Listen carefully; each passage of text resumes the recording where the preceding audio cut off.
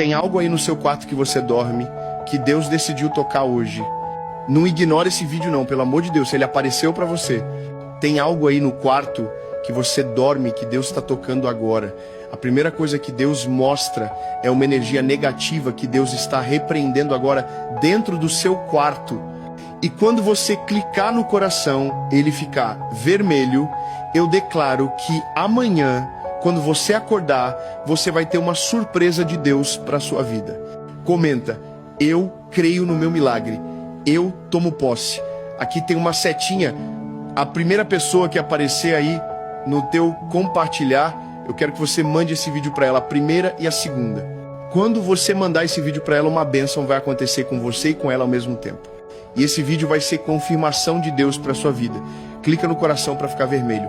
Uma bênção está chegando para a tua vida amorosa e para a tua vida financeira. E o anjo visita teu quarto